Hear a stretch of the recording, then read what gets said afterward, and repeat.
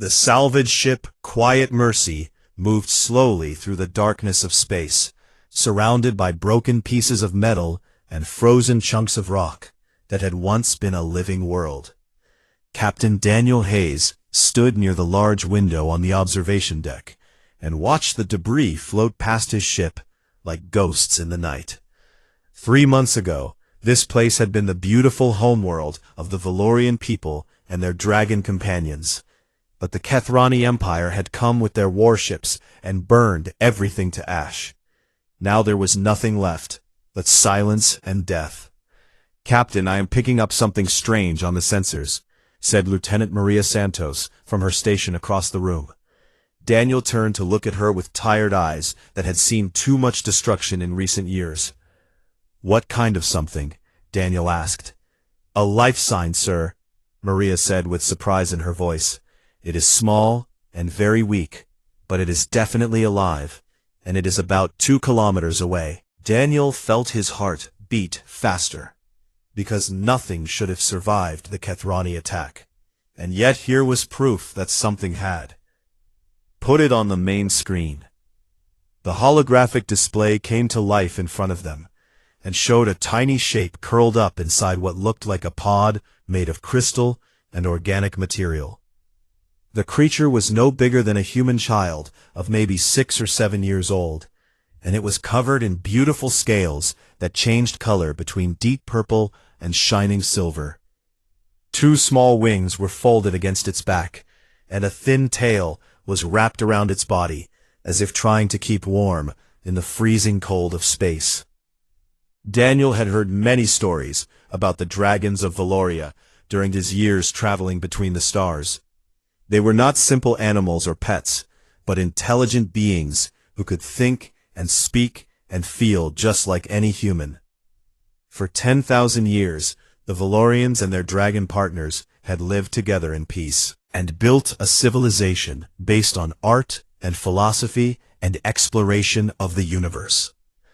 The dragons would choose their riders when they were young, and form a bond that would last their entire lives. It was said that this bond was sacred and unbreakable, and that a dragon and their rider could feel each other's thoughts and emotions across any distance. The Kethrani had destroyed all of it in a single terrible day. "It is just a baby," Maria whispered with pain in her voice. "Maybe 5 or 6 months old at most." Daniel made his decision without hesitation. "Bring it aboard right now," he said. The recovery operation took about 20 minutes, because they had to be very careful not to damage the fragile crystal pod. When it was finally brought into the cargo bay and opened, the little dragon inside began to stir and move weakly. Its eyes were large and round and colored like pure gold, and they blinked open slowly to look at the strange humans standing around it. Daniel got down on his knees so he would not seem so tall and frightening to the small creature. "Hello there, little one," he said in the gentlest voice he could manage. "You are safe now, and no one here will hurt you." The baby dragon did not respond to his words at first. Instead, its golden eyes moved past him and focused on something beyond the cargo bay doors. Through the thick glass window, the front of the Quiet Mercy was visible, with its hull that was covered in scars and marks from many years of working in deep space. The dragon's voice was so quiet that Daniel almost could not hear it. The words were rough and dry from lack of water, and heavy with a grief that no creature so young should ever have to carry. "My father once rode one like this." Daniel felt something twist painfully in his chest when he heard those words. He looked back at Maria and saw that her eyes were wet with tears she was trying not to let fall. When he turned back to the trembling little dragon, he spoke as softly as he could. "What is your name, little one?" "Kira," the baby dragon said. "My name is Kira, and my father was called Sorenthal the Brave, and my mother was called Veleth of the Morning Star, and they are gone now, and everyone is gone, and I am alone."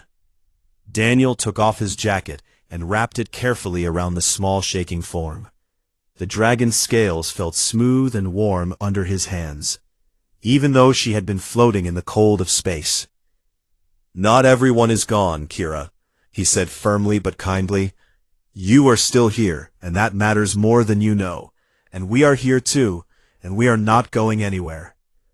Kira looked up at him with those huge golden eyes that seemed to hold all the sadness in the universe. "Why would you help me, human?" she asked. "You do not know me, and I am not one of your people." Daniel smiled at her, even though his heart was breaking. "That is what good people do, Kira. And because my mother taught me that kindness does not need a reason." Maria stepped forward and knelt down beside her captain. "We have food and water and warm blankets and a safe place for you to sleep," she said gently. "Will you let us take care of you?" Kira was quiet for a long moment as she studied the two humans before her. Perhaps she was remembering what her father had told her about the strange beings from the planet called Earth. Perhaps she was simply too tired and too broken to resist any longer. Whatever the reason, she finally nodded her small head and let out a breath she seemed to have been holding for a very long time. "My father said humans were different from the Kethrani," she whispered. "He said you understood something important that the Kethrani would never learn." "What did he say we understood?" Daniel asked. Kira's golden eyes met his, and for just a moment, she looked much older than her few months of life. "He said that true strength is not measured by what you can destroy, but by what you choose to protect." The cargo bay was silent after she spoke those words. Daniel reached out and very gently placed his hand on top of her small head between her tiny horns. "Your father sounds like he was very wise," he said. "He was the wisest dragon in all the world," Kira replied, and her voice cracked with grief. "And now he is gone, and I do not know what to do." "You do not have to know what to do right now," Daniel told her. "Right now you just need to rest and eat, and let yourself heal, and we will figure out the rest together." He picked her up carefully in his arms, and she was so light that it almost broke his heart. As he carried her out of the cargo bay and toward the crew quarters, Kira tucked her head under his chin and closed her eyes. For the first time since her world had burned, she felt something other than fear and despair. She felt safe. And somewhere deep inside her, something that had been frozen began to slowly thaw. The quiet Mercy continued its journey through the debris field, carrying its precious new passenger toward an uncertain future. None of them knew yet how much this small homeless dragon would change their lives. None of them knew the dangers that were coming or the choices they would have to make. But for now, in this quiet moment, it was enough that they had found each other in the vast darkness of space. It was enough that kindness still existed, even in a universe that could be so cruel. And it was enough that one small dragon was no longer alone. 6 weeks had passed since the quiet Mercy had pulled Kira from the wreckage of her destroyed world. The little dragon had been given a small room near the engine section of the ship, where the warmth from the machines helped keep her scales healthy and shining. The crew of 12 humans had all taken turns watching over her and bringing her food and sitting with her during the long dark nights when she woke up screaming from terrible dreams of fire and death. But it was Chief Engineer Samuel Porter who had become her main caretaker and protector. Samuel was a big man of about 50 years, with rough hands and a gruff voice that scared most people when they first met him. He had lost his own daughter to a sickness many years ago, and something about the orphaned little dragon had broken through the hard walls he had built around his wounded heart. "You need to eat more food," Samuel said, as he pushed a plate of protein toward Kira one morning in the mess hall. "Dragons are supposed to be big and scary, and right now you are about as frightening as a wet kitten." Kira lifted her head from where she had been resting it on her front legs and gave him an annoyed look. "I am not a kitten," she said with as much dignity as a small dragon could manage. "I am a dragon of the Valorian high lineage, and my ancestors flew between the stars before your people learned to make fire." "Sure you are," Samuel replied without being impressed at all. "Now eat your breakfast." She made a huffing sound and blew a tiny puff of smoke from her nose, but she started eating anyway. Over the past weeks, she had grown a little bit bigger, and her wings were now strong enough to lift her a few feet off the ground if she really concentrated. She had also learned many human words and expressions, and sometimes she used them in ways that made the crew laugh. "Samuel," she said between bites of food, "can I ask you a question?" "Just did, but go ahead and ask another one." "Why did your people come to our part of space in the first place?" P. The old engineer leaned back in his chair and thought about how to answer. P. Humans are explorers, Kira, and we have always been that way. Even before we had ships that could fly, he said slowly. For thousands and thousands of years, we looked up at the stars at night and wondered what was out there, and we made up stories about the lights in the sky and dreamed about visiting them. He paused and scratched his gray beard. When we finally built machines that could take us to other worlds, we could not stop ourselves from going, even though it was dangerous, and even though we did not know what we would find. P. Kira swallowed her food and tilted her head to one side. The Kethrani also came to our space, she said, and her voice became hard and cold. But they did not come to explore. No, they did not, Samuel agreed sadly. What was not theirs, and to destroy anyone who stood in their way. My father met a human once, Kira said suddenly. It was many years ago before I was born, and he told me about it many times when I was growing up. Samuel leaned forward with interest, because she rarely talked about her family. What did he tell you? He said the human was a captain of a ship like this one, and the captain treated him with respect and spoke to him as an equal, not as a pet or a lesser creature. Kira's golden eyes grew distant as she remembered her father's voice, telling their stories in their warm cave back home. My father said that humans understood something very important that the Kethrani could never understand, no matter how many worlds they conquered. What was that? That the measure of a person or a people is not found in how much they can destroy, but in what they choose to protect, even when it costs them something. Samuel was quiet for a long time after she said this. Then he reached out with his big rough hand and placed it gently on top of her head between her small horns. Your father sounds like he was a very special dragon, he said softly. He was, Kira replied, and her voice broke with the pain she carried inside. He was the wisest and bravest dragon I ever knew, and I miss him so much that sometimes I cannot breathe. I know what that feels like, little one, Samuel said, and his own eyes were wet. I lost someone I loved very much too, and there are still days when the missing feels like it will swallow me whole. They sat together in comfortable silence for a while, two broken hearts keeping each other company. Then the door to the mess hall opened, and Captain Daniel walked in with a serious expression on his face. He stopped when he saw Samuel and Kira together, and a small smile crossed his face for just a moment, before it disappeared again. We have a problem, he said. Need everyone on the bridge right now. Samuel stood up immediately, because he knew that tone of voice. What kind of problem, Captain? Long-range sensors just detected a Kethrani patrol heading in our direction, Daniel said, and his jaw was tight with tension. 3 warships, and they will be here in about 4 hours, maybe less. Kira's whole body went stiff when she heard those words. Samuel could feel her trembling beneath his hand, like a leaf in a strong wind. How did they find us? The engineer asked. I do not know, but it does not matter right now, Daniel replied. What matters is figuring out what we are going to do about it. He looked down at Kira and his expression softened. I am sorry, little one, but you need to come to the bridge too, because this concerns you more than anyone. Kira took a deep breath and tried to stop her shaking. She remembered her father's words about courage and how being brave did not mean not being afraid, but rather doing what needed to be done despite the fear. I understand, Captain, she said in a voice that was steadier than she felt. I will come with you. Samuel picked her up and held her against his chest as they walked to the bridge. She was still so small, and so young to be facing such terrible danger.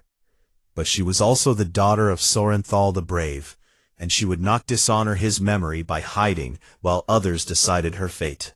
Whatever was coming, she would face it with her eyes open. Even if it meant facing the monsters who had taken everything from her. Even if it meant facing death itself. The Kethrani had destroyed her world and her family, but they had not destroyed her. And as long as she was still alive, there was still hope. That was what her father had always told her, and she would hold on to that hope with everything she had. The crew of the Quiet Mercy gathered on the bridge as the Kethrani patrol ships grew closer on the tactical display screen. 3 massive warships were heading toward them, and each one was covered with weapons that could turn their small salvage vessel into dust in just a few seconds. "We cannot run faster than them," Maria said quietly as she studied the numbers on her console. "And we definitely cannot win a fight against 3 Kethrani cruisers." Captain Daniel stood in the center of the bridge with his arms crossed and his eyes fixed on the approaching enemy. "What about that asteroid field at bearing 27 Mark IV?" he asked. "Is there any chance we could lose them in there?" Maria shook her head slowly. "Maybe, but the field is very dense, and one wrong move would smash us into pieces against the rocks. So our choices are get blown up by the Kethrani or get smashed by asteroids," said Gregory Palmer, the weapons officer from his station. "Those are not great options, Captain." From her place in the corner of the bridge, Kira watched everything with wide, frightened eyes. Daniel had not wanted to refuse her request to be present, and now he was starting to wonder if that had been a mistake. She was just a child after all, even if she was not a human child. Communications Officer Lisa Crawford suddenly spoke up from her station. "Captain, they are sending us a message," she said. "Standard Kethrani interrogation protocol, demanding to know our cargo and crew manifest." "Do not answer yet," Daniel ordered. "Just stall them for as long as you can." "Yes, sir, but Captain, if they scan our ship and find Kira, then—" She did not finish her sentence, because she did not need to. Everyone on the bridge knew what the Kethrani had done to the Valorians and their dragon companions. Total extinction was their goal, and they would not stop until every last dragon was dead. Looked at his crew and saw the fear on their faces, but he also saw something else. He saw determination and defiance and a stubborn refusal to give up without a fight. These were good people, and he was proud to serve with them. "We could give her to them," someone said from the back of the room. It was Gregory, and his voice was shaking, but he kept talking anyway. "I am not saying we should do it, but if it comes down to her life, or all of our lives, then maybe we need to at least consider." "That is not who we are," Samuel growled angrily, and he stepped in front of Kira, as if to shield her from the very idea. "Easy for you to say, old man," Gregory shot back. "You do not have a wife and children waiting for you back on Earth." "Enough," Daniel said firmly, and his voice cut through the argument like a sharp knife. "We are not going to fight each other when there are real enemies out there." He turned to face Kira directly and got down on one knee so he could look into her golden eyes. "This is your life we are talking about, Kira, and you deserve to have a say in what happens next." The little dragon stepped forward on trembling legs. Her wings were shaking, and her tail was wrapped tightly around herself, but when she spoke, her voice was steady and clear. "My father taught me many things before he died," she began. "He taught me that a bond between a dragon and their companion is the most sacred thing in the universe. And he also taught me that some bonds go beyond species and blood." She looked around at each member of the crew one by one. "In the weeks I have been on this ship, you have shown me kindness that I did not expect from strangers." Her golden eyes moved to Samuel. "You have fed me and made sure I was warm and comfortable." She looked at Maria. You have sat with me when I cried, and did not judge me for my tears. She turned to Daniel. You have protected me and given me a safe place when I had nowhere else to go. Kira took a deep breath and stood as tall as her small body would allow. I will not let you die because of me, she said firmly. If giving myself to the Kethrani will save your lives, then that is what I am going to do. The bridge was completely silent after she finished speaking. Then Maria Santos laughed. It was a short, sharp sound that surprised everyone, including herself. Little one, you have a lot to learn about humans, she said with a fierce smile on her face. She looked at Captain Daniel, with fire in her eyes. What are your orders, sir? Daniel felt a warmth spread through his chest as he looked at his crew. These 12 people were willing to risk everything for a small dragon they had only known for a few weeks. This was why he had become a captain, and this was why he loved humanity despite all of its flaws. Because when it truly mattered, humans could be capable of such incredible courage and compassion. He stood up and squared his shoulders. All hands to battle stations, he announced in a strong, clear voice. We are going through that asteroid field, and anyone who follows us is going to regret it. Gregory opened his mouth as if to protest, but then he closed it again and nodded. Aye, Captain, he said quietly, and went to his weapons console. Samuel picked up Kira and held her close. You are stuck with us now, little one, whether you like it or not, he said gruffly, but there was love in his voice. Kira pressed her face against his chest and felt tears running down her scales. Why, she whispered, why would you do this for me? Daniel heard her question and answered it himself. Because that is what family does, Kira, and whether you realized it or not, you became part of this family the moment you came aboard. He turned to face the view screen, where the Kethrani ships were, getting closer by the minute. Maria plot a course into the asteroid field, and make it a tricky one. Aye, Captain, she replied, and her fingers flew across her console. Course plotted and ready. Gregory, charge all weapons and be ready to fire on my command. Weapons charged and standing by, sir. Daniel took one last look at his crew, at Maria who had served with him for 10 years, at Samuel who had lost so much and found a reason to care again, at Lisa and Gregory and all the others who were trusting him with their lives, and at Kira, the small homeless dragon who had given them something to fight for. Engage, he ordered. The Quiet Mercy surged forward toward the deadly field of spinning rocks, and the 3 Kethrani warships followed close behind.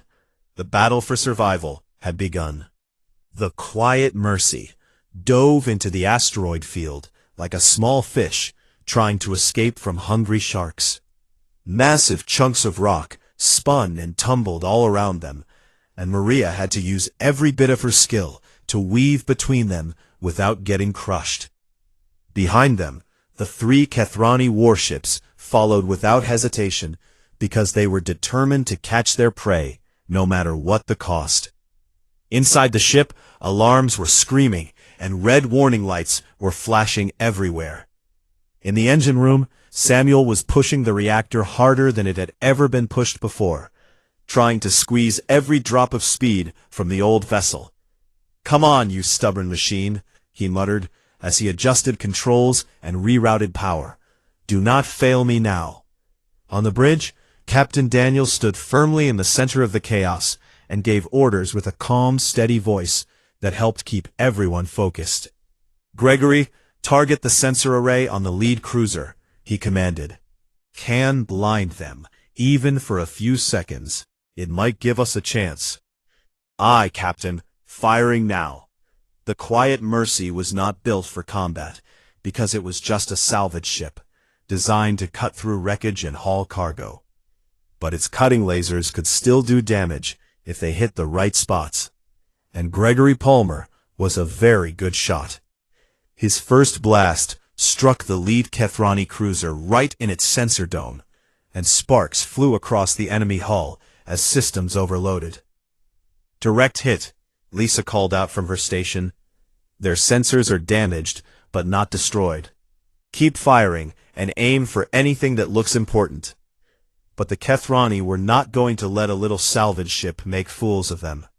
The second cruiser returned fire with weapons that were designed to destroy battleships, and a direct hit to the port side of the Quiet Mercy sent everyone tumbling across the deck. Kira was thrown from Samuel's arms and slid across the floor until she hit the wall with a painful thump. "Hull breach on Deck 3, Lisa reported with fear in her voice. "Emergency barriers are holding, but we cannot survive many more hits like that." Another blast rocked the ship, and this time the lights flickered and died for a terrifying moment before the backup power kicked in. "Shields are failing," Gregory shouted. "One more direct hit, and we are finished." Daniel gripped the armrest of his chair and tried to think of something, anything that could save them. But there was nothing left to try, and nowhere left to run. The Kethrani had them trapped, and they all knew it. Then Kira slowly got back on her feet in the corner of the bridge. Something was different about her, and everyone who looked at her could see it immediately. Her scales were starting to glow with a soft purple light that grew brighter with each passing second.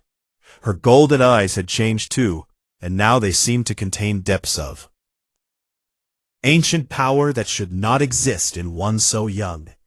"Captain Daniel," she said, and her voice was deeper and stronger than it had ever been before. "I can help you." Daniel stared at her in shock, because this was not the same frightened little hatchling they had rescued from the debris field. "How?" he asked. "What can you do?" "My people did not always need ships to travel between the stars," Kira said, as the glow around her body grew even brighter. "Long ago, before we met the Valorians, my ancestors had other ways of moving through the void." She walked toward the center of the bridge, and each step she took left small glowing footprints on the floor. "I am young, and I have not been trained in the old ways, but I carry the blood of my ancestors in my veins, and their memories live inside me." She looked up at Daniel, and in that moment she seemed as ancient as the stars themselves. "Please let me try." Daniel did not hesitate because there was no time for doubt. "Do it." Kira closed her eyes, and the glow that surrounded her became so bright that everyone had to shield their faces. Then she opened her mouth and began to sing. The sound that came out of her was unlike anything the humans had ever heard in their lives. It was not really a song in the normal sense, but more like a vibration that went beyond what ears could detect. It was a frequency that touched something deep in the fabric of space itself, and made reality bend and twist around them. The asteroids outside the ship began to move. Slowly at first, and then faster and faster, they started pulling toward the Kethrani warships, as if drawn by an invisible hand. The first cruiser tried to dodge, but it was too slow, and too big to maneuver in the dense field. A massive chunk of rock the size of a small building slammed into its starboard engine, and the entire ship began to spin out of control. Fire and debris exploded from the wound in its hull as it crashed into another asteroid and broke apart. The second cruiser tried to retreat, but the asteroids were everywhere now, moving with purpose and anger. Its hull was torn open by a barrage of rocks that seemed to target its weak points with impossible accuracy. Air and bodies and wreckage spilled out into the cold vacuum of space.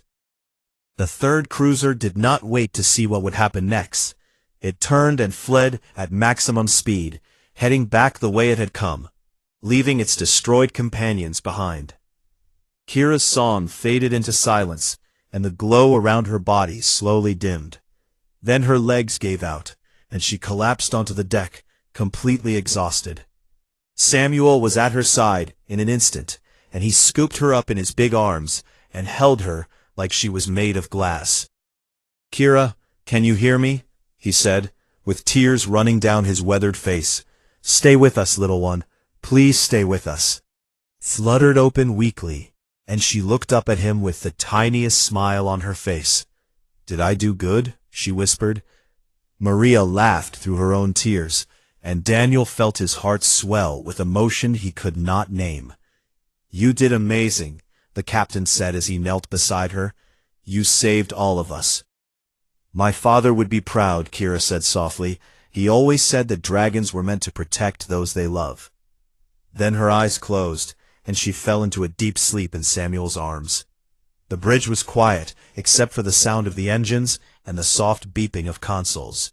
They had survived the impossible, and they had done it together. Daniel stood up and looked out at the asteroid field that had become a graveyard for the Kethrani ships. "Get us out of here, Maria," he ordered gently. "Set course for Port Helena, and take it slow, because we have all been through enough for one day." "Aye, Captain," she replied with a tired smile. And we should arrive in about 3 days." Samuel carried Kira toward the medical bay with more tenderness than anyone had ever seen from the gruff old engineer.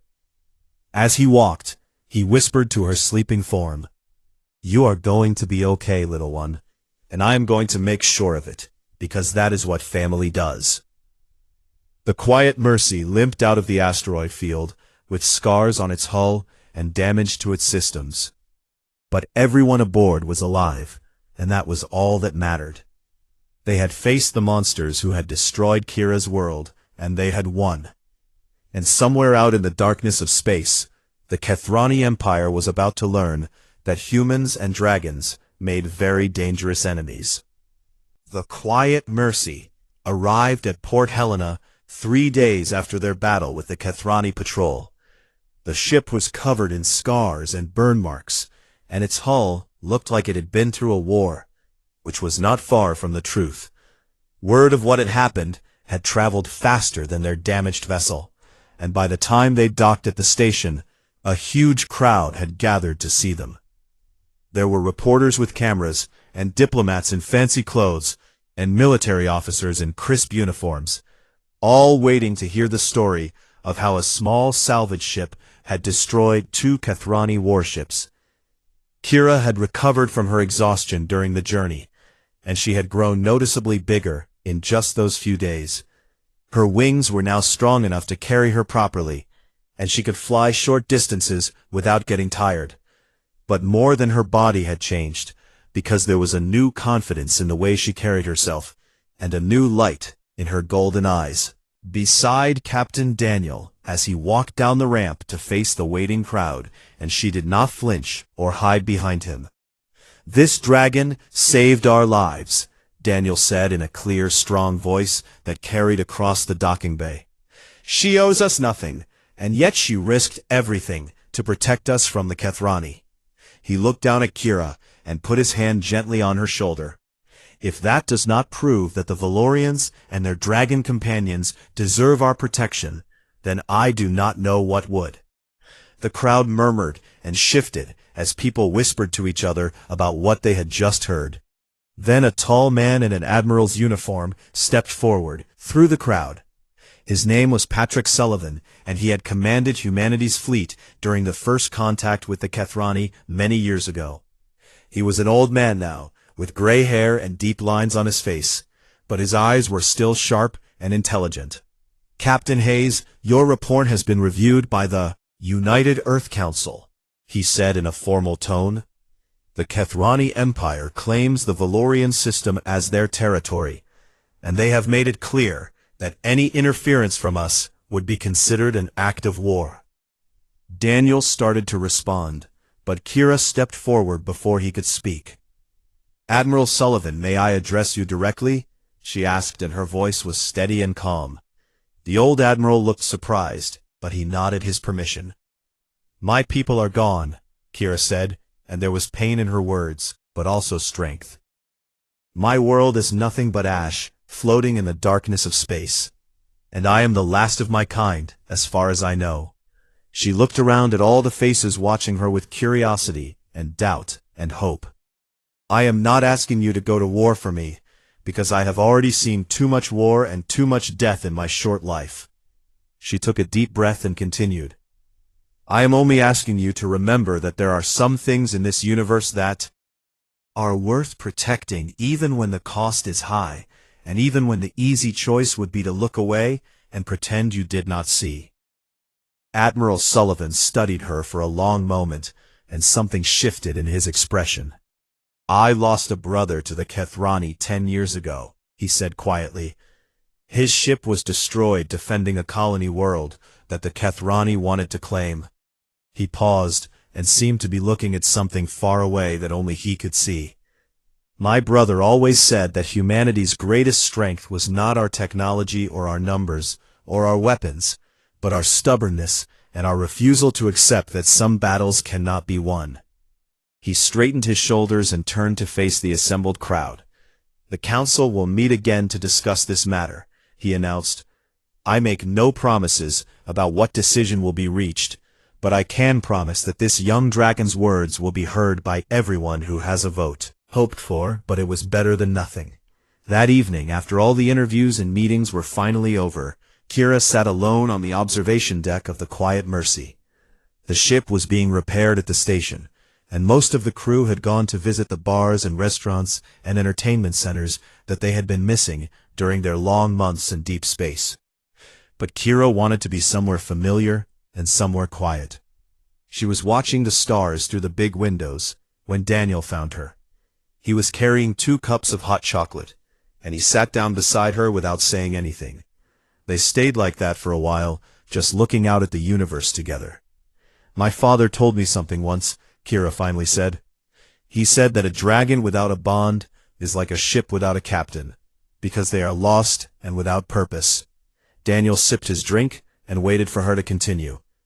"I have been thinking about bonds a lot since I came aboard this ship," she said, "about what they mean, and about how they are formed, and about who gets to choose them." She turned to look at Daniel directly, and her golden eyes were shining with something that might have been hope or might have been tears. "You saved me when you had no reason to do so, and you protected me when it would have been so much easier to let me go." She stood up and faced him fully, and despite being smaller than him, she somehow seemed to fill the entire room with her presence. "Your crew risked their lives for a creature they had never met before, and that kind of loyalty is something that my people valued above almost everything else." Daniel set down his cup and gave her his full attention, because he could feel that something important was about to happen. "My father once rode with a human many years ago," Kira said. "He told me it was the greatest honor of his entire life, because humans understand what it means to stand beside someone through both the good times and the bad." She extended one small claw toward Daniel's hand. "Daniel Hayes, captain of the Quiet Mercy, I am Kira, daughter of Sorenthal the Brave and Veleth of the Morning Star, and I am the last of the Valorian high lineage." Her voice trembled slightly, but she did not look away from his eyes.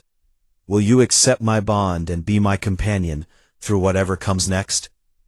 Daniel looked at the little dragon standing before him, with hope and fear and courage written all over her face.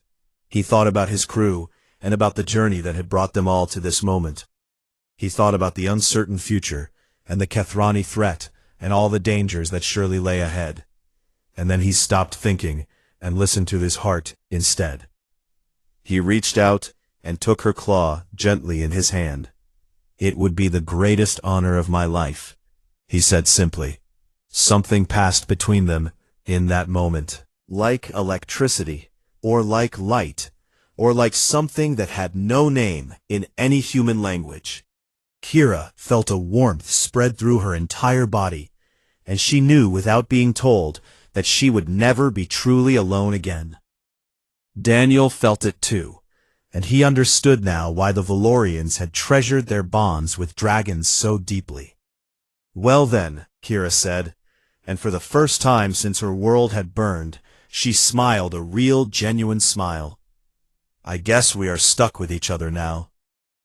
Daniel laughed, and it was a good sound, full of joy and relief and hope. "I guess we are." Somewhere out in the vast darkness of space, the Kethrani Empire continued their conquest, believing they had won. They did not know that a new partnership had been formed on a small damaged ship at Port Helena. They did not know that a homeless dragon had found a new family, and that a human captain had gained a companion who would stand beside him through fire and fury and all the challenges yet to come. They did not know that this bond between human and dragon would one day change the course of galactic history, but they would learn. For now, though, it was enough to sit together under the stars, a little dragon and her human captain, finally home at last. The beginning of something new and wonderful had arrived, and whatever the future held, they would face it together.